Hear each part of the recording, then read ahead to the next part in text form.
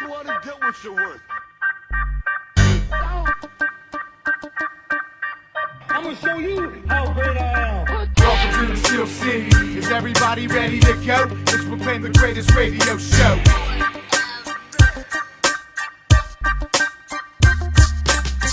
Cella and Johnny Parlay with the facts. So relax, grab a drink, then let's get back. Good afternoon, Pittsburgh. Thank you for tuning into The Spread. I am Jim Cella, sitting in studio with JDash. How you doing? All right, I guess. Pittsburgh Steelers won, so you got to be all right. Yeah, they won, and I mean, this is the first time they've been over 500 through 5 games in a pretty long time. Yeah, it's but kind of like the Pirates. I'm still not happy with this at all. No, not really happy with their overall performance. A win is nice, but you go down there and you only score 10 offensive points. That's pretty pathetic. Yeah, I'm getting sick of this team just not putting it together. I mean, they didn't look too terrible on offense, but they just cannot put a drive together at all. I am totally sick of Todd Haley. Yeah. The Jaguars have lost by an average of 38 points a game, I think, this year, and the Steelers could barely even score double digits on offense. I think they allow. Oh, yeah, you're right. They allow. I'm sorry. So they allow 38 points a game, and we barely score double digits alone as an offense. So without that pick, dude, that game was a lot closer.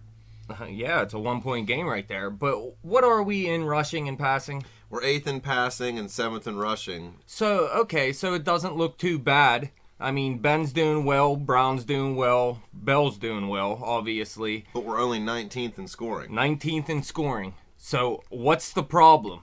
Can't get the ball in the end zone. I don't know what it is. We get too cute down when we get to the goal line. We tried a little reverse, I think, last week or the week before. Those aren't the types of plays you run on the goal line. You run slant passes, you run little quick hitters to your tight ends, and you run the ball. Those are the types of plays you run in the red zone. The way I see it, they just need a new offensive coordinator. I mean, look at this. Punt, field goal, punt, and then 1 TD to end the first half. Yeah. I mean, that's a terrible first half. Wasn't any better. Yeah, then it just gets worse. Punt, fumble, punt. And the one thing I will give them credit for is they were able to sustain a drive at the end of the game to put the game away. Yeah, but I mean, that's on the players. That's not even on Haley. That's them gutting it out there. So yeah, I mean, really, if you remember, Brown had an amazing catch on that drive, that deep pass, and without that this drive wouldn't even have happened. Yeah, we probably would have given the ball up and let him drive right down the field and score. I mean, I predicted 18-14 on our pick last week, and I was pretty close. You were close. I didn't think the Steelers would cover the line. They did, so I should be happy about that. But each week, I'm less and less confident in this team. That's because there's no reason to have any confidence in the team. They haven't shown us anything. The defense did show up, I guess. They held Jacksonville to 9 points, but, I mean, they're the Jaguars. They really shouldn't score much more than 9 points. Yeah, the Jaguars' offense stinks. Their defense stinks. But you have to beat your competition. So if you hold them to 9 points, I mean, you hold them to 9 points. I don't care who it is. Right. Well, Ben Roethlisberger, I mean, he was pretty much the reason the offense did anything out there at all. He was 26 of 36 for 273 yards and 1 touchdown. He hit 11 different receivers. That ties an NFL season high. And he connected on 15 of his last 17 passes. Yeah, so definitely. He ended strong, too. Ben has looked good this season, but they need to let him use the no-huddle even more. They kept saying in the offseason they were going to show more no-huddle. Well, where is it? I don't see it. And we do better when we're in it. So I'm not saying run it the whole game. But if he's better out there calling the plays, let him do it. Why try to limit the guy? Why are we the only franchise who takes their Super Bowl winning quarterback and limits what he's allowed to do out there? And how many sacks did our line let up this week? 4 or something? Yeah, 4. 1 to Chris Clemens, 2 to Jones, and 1 to Puslesny. Yeah, well, Puslesny was all over the field. He actually looks... He is a beast. I didn't think he was that great. I thought he was an okay player, but my God, he was all over the place. 12 tackles and a sack, man. He's the only reason that Jaguars defense has a positive thing to look at this week. Yeah, and I mean, we went and looked at the stats. He's actually 3rd in the league in tackles with 53. So, I mean, he's having a pretty good season overall. Too bad for him. They have nobody else out there. Yeah, they don't have anybody else on offense or defense. Well, I guess Blake Bortles, but the poor guy's too young. Yeah, I mean, really, the reason they lost that game is because he's a rookie and he made a rookie mistake. Right. And it's his fault, but you can't hate on him for it. He's a young guy. It's only his second start. And who scored that? Bryce McCain. Yeah. Where'd this guy come from? I don't know. Houston. I think we signed him this year. Yeah. He was a 6th-round pick in 2009. And then who scored our other TD? What's this guy's name? Michael Palmer. Michael Palmer. So Yeah. Michael Palmer and Bryce McCain did all our scoring. Yeah, and if you had them on your fantasy team, kudos to you because I don't think anybody saw them coming. Yeah, if you had them on your fantasy team, you need to give us a call and start writing for us. Yeah, believe that. Well, what did Le'Veon Bell do this week? Le'Veon Bell he did his thing. He had, over 110 yards total. Yeah. He averaged 5.5 on the ground. They didn't give him the ball enough, it seems like. Yeah, 15 rushes for only 82 yards. You got to give him the ball at least 20 times, I think, on the ground. But then you have Blunt, who got 8 rushes for 29 yards. So, I mean, I guess if you didn't have a backup running back, those eight touches probably would have went to Bell. But, you got to get the ball in his hands. When he scores touchdowns, we win. Get him in the end zone. So between those two, they had 111 on the ground. I mean, that's okay, I guess. It's not...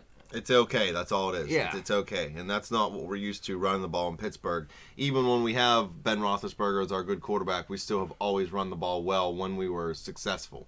Dre Archer didn't touch the ball much on the ground. He had 1 rush and, 2 catches? 2 catches. At least they gave him a chance in the passing game, I guess, this week. But you still got to see more from him. What, you said that's a 3rd-round pick? Yeah. I mean, we've talked about this many times now. It is a giant waste. And I'm not saying he is a waste of an NFL player. He's a good player, but we don't give him the ball to be able to do what he can do. So it was a waste of a draft pick. Listen, I know he's a rookie, and you could say it's early in the season, but really it's not early in the season anymore. We're already a third of the way through pretty much. Yeah, yep. So, I mean, Archer got to get the ball more. It's as simple as that. Start giving Archer the ball in some way or another. I mean, it can't be Bell and Antonio Brown all season long. Well, speaking of guys who need to get the ball more, what about Lance Moore? He finally got 1 catch for 26 yards, but then he gets up and he's so excited he spikes the ball on the ground and gets a penalty for it. Yeah, 15-yard penalty, and Tomlin benched him after that, I believe. I don't even know if he came back in the game at all. Yeah, I don't know. I know he didn't for a while. So at least Tomlin took some initiative and set someone down for this, because he's supposed to be a leader of these receivers. That's why we brought him in, to teach these young guys. And look what he's teaching them. He's teaching them to be just what they were last week. Yep. Undisciplined. We can't have that.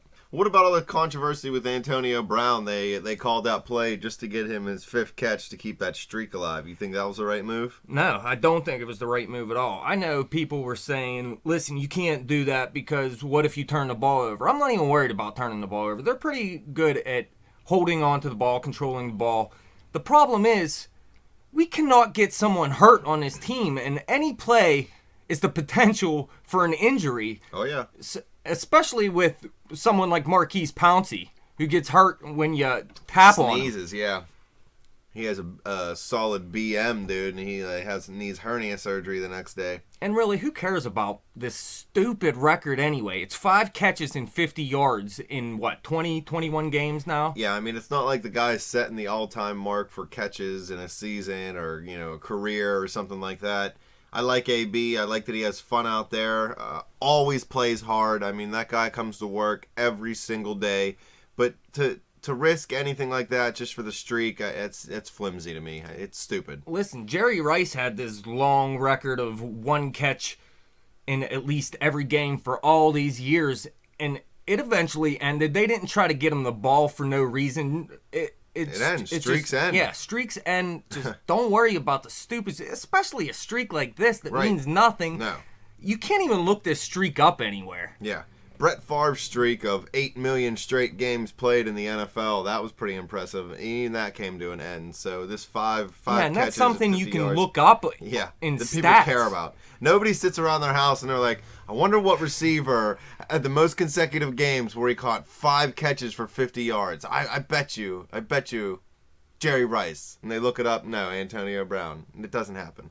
And then Heath Miller, he's back. He really did nothing again. I know he did have 46 yards, which isn't terrible. I mean, but 3 catches, you got to get him the ball more. We said this before, and when they do, it works out. So what's going on with that? I don't know, but Heath recently passed Lynn Swann for career receiving yardage for the Steelers. Did you know that? And what, he's first now? No, he just passed Lynn Swan okay, I on was the gonna career say, that receiving doesn't make list. any sense at No, all. no, not first for the team. That's Hines Ward. Yeah, that makes sense. But it's pretty funny to see a tight end and go and get more yards than a Hall of Fame wide receiver. There are some people that think Lynn Swan was better than Stallworth when he was on the team. Well, they were both great receivers, but you got to remember that was a time when Definitely passing wasn't everything. Right. Yeah, Heath needs the ball more. 3 catches for 46 yards isn't enough. The offense moved better when we funneled it, through him the week before. Marcus Wheaton needs to get the ball more. The guy keeps making amazing catches. He only had 1 catch for 17 yards. He did come into this game injured, though, so that could have had something to do with it. But, yeah, he definitely needs to get the ball more. I actually said in our fantasy segment that he's a guy I like to buy low on, but with that, I mean, why would you buy low on a guy who gets 1 catch? Yeah, it doesn't make sense for him to not get the ball unless he is hurt. And he's struggled with some injuries in his career early so far. So let's hope he can get those cleared up and get back out on the field because he's a difference maker when he's out there. He has speed, he makes good catches, and he runs good routes. When it comes down to it, man, this offense, at the end of last 8 games of last season, everybody was excited for this offense. Yeah. Because they were scoring a lot of points. They came into the season with high hopes, thought they could keep it going, but they showed nothing. Haley has to go, in my opinion. I'm just tired of it. It's just not working. We're through almost another half of a season of garbage. Yeah. The guy doesn't know what he's talking about. You could say his plays are good. You could say Ben has the best stats he's had in his career under Haley. I don't buy all those arguments. I mean, that's great. The stats are there. They are. If you look, the stats are there. But the then only stat that matters is the final score, and we're not putting the ball in the end zone 19th enough. in points per game. Yeah. I mean, that's near the bottom of the league. Hey, we haven't even made the playoffs since we got Haley as a coordinator, and I mean, we have a lot of the same parts. They might not be exactly the same players by name, but they're the same type of players. And, when Bruce Arians was here, he got the ball in the end zone. Maybe not as great as everybody wanted, but definitely better than Haley is right now. I mean, you do look at it, we're 3-2, so maybe we shouldn't be as mad as we are, but they just played the 2 worst teams in the NFL. They should have destroyed both of them. It's only going to get harder from here on out. Yeah, I mean, we lose to Tampa Bay, and what did we even score in that game? 24, I think? We did get over 20 at least. Okay, and then we go in this game, and we only get 1 offensive touchdown against a team that's given up 38 points a game. That's just pathetic. It's absolutely pathetic. 10 offensive points is not going to cut it. But I tell you what, the defense, they did look good, actually. Yeah, they play solid. They come in, they're 11th against the pass and 12th against the run. They held the Jaguars to 3 for 12 on 3rd down. That's very important for a defense, especially for our defense. They like to get to the quarterback, and use a lot of speed, so they need that extra rest, so they need to get off the field on 3rd down. Yeah, and plus that splash play was, it was huge. But the only problem I had with the defense, at the end of that first half, they went into that stupid prevent defense, and they just let them go right down the field and kick a field goal. If it wasn't for superstar Bryce McCain, that could have been a terrible moment in the game, just letting them drive down the field at the half and score there. I mean, is it a product of LeBeau wanting to get into that umbrella style defense, or is it because the NFL today, it's so hard to play defense where if you even tap a guy, you're getting a 15-yard penalty? So are they trying to avoid those big mistakes, but then in turn are just giving up huge plays? I mean, but that makes no on? sense. This prevent defense that they run prevents nothing. I just don't understand it. It prevents something. It prevents us from winning. Yeah, it prevents us from winning, but what's that do? But thank God that Blake Bortles is a rookie quarterback, because in Dick LeBeau's career here at Pittsburgh, since he came back in 2004, rookie quarterbacks are actually 2-17 against the Steelers now. Yeah, and Ben's 17-0 against rookie quarterbacks in his career. So that combination of LeBeau and Ben, help win you a lot of games against rookies. But guess what? In the playoffs, you're probably not going to be playing against a rookie quarterback. You're going to be playing against Brady. You're going to be playing against Peyton. Was Tim Tebow a rookie that year? Because if so, that only counts regular season for Ben, because I don't think he was a rookie that year. He wasn't. I don't know. I hated Tim Tebow. Yeah, he stinks. Whatever. I liked him because he scored points in fantasy his rookie year, but he stinks. Whatever. But Shamarko Thomas got hurt in this game, and he never returned. Yeah, that's a big blow for the Steelers defense. Their defensive backs are already beat up, losing BT Ellen. Yeah, I mean, McCain came up big with that pick. Other than that, I really don't know a whole lot about the guy. I think Cortez Allen is having a better year than I thought he would. I thought that contract was a huge waste of money when they gave it to him in the offseason. But Who's he's our second on the team in tackles top 3 still. defensive draft picks over the last few years? Over Tomlin's career? Just over the past couple years, we had Jones, Shazier, and Thomas. They're all out. So, Yeah. I mean, they pretty Timmons much drafted. is the only other one. Yeah. Well, Timmons was a while ago, though. That was That back was when that Woodley was came in. Tomlin's first pick. Yeah. So that was 8 years ago. Right. Yeah, other than that, any high defensive pick? Cam Hayward, I guess. He's yeah, still there's playing. Cam Hayward. What happened to Ziggy? We He's cut in him. Jacksonville, yeah. We just played against him. They were saying that he was going to know all of our no-huddle calls because he played here. And the guy was too stupid to even play 3-4 defense, and all he had to do was run into 2 people. Yeah, Make who 2 cares guys if he block him. knows our- That's all you had to do. Who cares if he knows our calls? He can't play football. So His name's Ziggy. I mean, if his name's Ziggy, I can't really see him remembering a whole lot. But the defense looked good. Only allowed 56 yards rushing. That's a product of all these running backs getting hurt for Jacksonville, though. Storm Johnson, Toby Gerhart, and Jordan Todman all left with ankle injuries. Yeah, when you lose 3 or 4 running backs, you're not really going to rush the ball that well. The Steelers did, surprise me in holding them to only 56 yards. But you But got to they need to remember, get- Toby Gerhart is Yeah, garbage. I mean, I was totally wrong on him at the beginning of the year in fantasy. I thought he would do something down there, considering they weren't going to throw the ball a whole lot. But I mean, either he's complete garbage or their line's complete garbage. I mean, it's a combination of both. both. Toby Gerhart showed he can run in Minnesota, but without a line, you can see he does nothing. Yeah, he's got nothing. I mean, he's hampered by some injuries, but it's just been a total chaos for the Jaguars' offense this year. Again, we only had 1 sack, too, so the pressure really wasn't there. I mean, the pressure might have been there, but they still weren't getting to the quarterback. We blitzed on 18 of Bortles' 38 dropbacks and only get 1 sack, so that's pretty pathetic to me. We only have 8 sacks on the season. That's tied for 20th in the NFL. Yeah. The only positive to that is we're tied with Cleveland and Cincy, and Baltimore is actually worse with 5 sacks. So our division cannot rush. They're just terrible. Yeah, when you're playing our division, your quarterback might as well just get a lawn chair and an umbrella back there because nobody's going to touch him. It's pathetic. Who I do want to talk about, though, who had a great game, is Cortez Allen. Always, man. That's what I said a couple minutes ago. He's second on the team in tackles. Again, that is a little scary for a defensive back, but man, he's got his eye on the ball in these last 2 games. Yeah, he had that pick, and plus he had 3 or 4 passes defended too. Yeah, I mean, teams are going after him with Ike out. They know he's the number 1 guy, usually covering the number 1 receivers, so they think they can take advantage of it. But he's holding his own pretty well right now. I'm pretty impressed. Cortez Allen isn't going to be enough. They need... Oh, definitely not. I mean, Polamalu needs to get some turnovers, some splash plays. I mean, he's getting the tackles. The guys aren't getting over his head like they were, when he was hurt and hampered by those leg injuries. But he's not getting those big plays. And I don't even mean diving over the line of scrimmage. Or Well, that darting. was a stupid play by him, too, diving over the line of scrimmage right there at the end of the half. Yeah. I mean, you're old, man. Just, save your body. Try to make the plays when they're actually there. Like, he doesn't have to try to make something out of nothing all the time now. Just make the plays you're supposed to. I really don't see him making too many more splash plays in the future for the Steelers, though. His career is about done. I mean, I love the guy, but I'd have to agree. We re-signed him to 3 years this year, but I don't even know if he's going to extend past this year, honestly. We might just end up paying him the money to set sail to Samoa in the sunset. Hey, if he wants to be a coach, I'd love to see him stay on the sidelines. I don't know how great of a coach he'll be, but just to see Polamalu on the sidelines would be a great thing. He'd be over there meditating with everybody, not even paying attention to the game. But Timmons looked all right, too. 7 tackles. He's still leading Timmons. the team. Yeah, I mean, he's a Timmons is beast. Timmons. He hasn't done anything spectacular, but he's...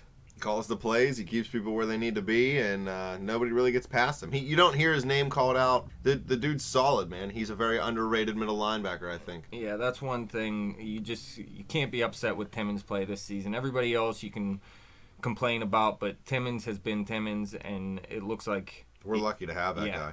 I mean, the Jags' offense didn't really challenge the defense too much. But Scobie, I think, was the only guy to even score for the Jaguars. He had 3 field goals. They only had 243 total yards of offense. So, almost scored as many points as the Steelers offense. I'm telling you. 9 points for the Jags. I wish we'd have shut them out. It would have been nice to make that statement, that we still can really beat bad teams. We barely beat this bad team, so it scares me a That's little on bit. the offense, though.